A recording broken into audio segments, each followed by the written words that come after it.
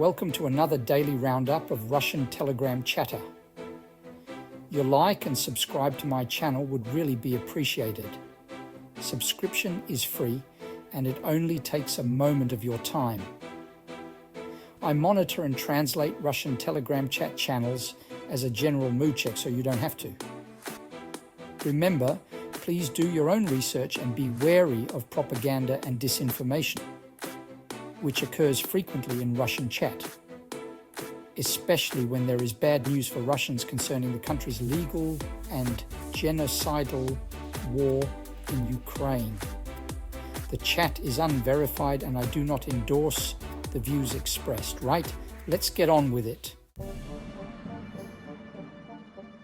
On Telegram today, auditors declare failure of import substitution in the Russian aviation industry. Conducted on behalf of a government audit at the United Aircraft Corporation factories showed that there is no demand for the 1,000 Russian aircraft that are supposed to be produced by 2030. Airlines do not need that many planes. At the same time, their cost price is growing. More and more money is required from the state, and the release dates are being pushed back. In particular, the cost price of the import substituting MS-21 will be 9 billion rubles by 2027. However, the price of deliveries to Aeroflot is 3.6 billion rubles, and the manufacturer's budget covers this difference. At the same time, the flight characteristics of the import substituted MS-21 have become worse. Its unloaded weight has increased by almost 6 tons compared to the MS-21-300, which uses foreign components and engines. Authorities have radically reduced payments to Russian pensioners. There is a universal indicator of the priorities of any state. This is the share of budget expenditures in GDP, that is, in the economy. The share of expenditures on pensions in Russia's GDP in 2018 was 8%, in 2023, 5.6%. Thus, the pension burden on the economy has been lightened by about a third.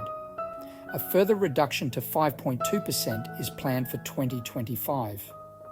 For comparison, the share of pension expenditures in GDP in Germany is 10.7%, in Poland, 11% in France, 13.9% in Italy, 16%. New record, almost 3 million rubles will be paid for signing a contract, accelerating the total depletion of reserves under Putin's plan.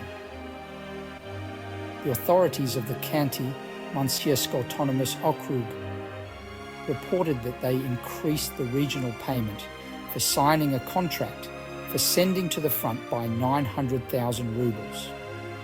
Now it is 2.2 million rubles. Taking into account the federal 400,000 rubles and municipal 150,000 rubles payments, a resident of the Khanty-Mansiysk Autonomous Okrug will now receive 2.75 million rubles. This is the highest payment among all subjects of Russia, including Moscow, 2.3 million rubles, and St. Petersburg, 2.1 million rubles. Welcome to the world of deflation, comrades. Low prices for goods and services are harmful to the Russian economy, analysts from the Plekhanov Russian University of Economics said. Associate Professor Maria Dolgova claims that under such a scenario, manufacturers will produce less, which will lead to lower wages. A childlessness tax project has been developed in Russia. The Russian State Social University has proposed tax parameters for both men and women.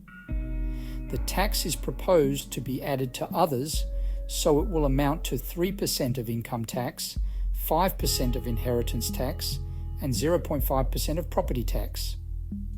According to the university's vice-rector Jomart Aliyev, This will help ensure population growth. Russians who cannot give birth on their own should adopt relocated Ukrainian children, Aliyev noted. Russians with children who do not plan to have children could be fined after the child-free ban, lawyers have warned. According to them, the wording of the law is so broad and vague that it applies to almost any circumstances when people publicly discuss topics that do not glorify parenthood or childbearing. Our friend and comrade Slovakian Prime Minister Robert Fico has announced his readiness to visit Moscow next year for the 80th anniversary of victory. Such a brave and devoted man to our cause. Indicted war criminal Assad and his regime in Syria has submitted an application to join BRICS. Assad's life depends on the goodwill of dictators like Putin and Jong-un of North Korea. Without their support, Syrians would have been hung a long time ago. This was reported to TASS by the ambassador to the Russian Federation, Bashar Jafari. In his first speech at the UN General Assembly, Argentine President Javier Milei copied almost verbatim the words of fictional US President Jed Bartlett from the political series The West Wing, played by Martin Sheen. La Nación writes, collusion with bin Salman and Trump comes into the daylight. Remember, bin Salman loaned Trump's son-in-law over $1 billion in secretive investment deals while Trump was the president. Now, news is breaking that the Saudi Arabian authorities may go for establishing diplomatic relations with Israel. If Republican candidate Donald Trump wins the US presidential election, Reuters reported citing sources. According to it, Saudi Arabian Crown Prince Mohammed bin Salman Al Saud may support a deal with Israel if it is concluded with Trump's mediation. That's all for today, folks. Thank you for tuning in. Please remember to like this video and subscribe to the channel. I also leave comments open for feedback, which I really appreciate. Did you know that I also provide daily updates and deep dive research videos on a range of interesting subjects, including economics, geopolitics, sanctions, circumventions, fossil fuel updates, and much more? If you are able to support me with a coffee or subscription on Patreon, I do provide links in the description of the video.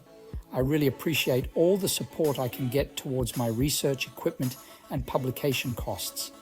Have a great day. I look forward to your next visit.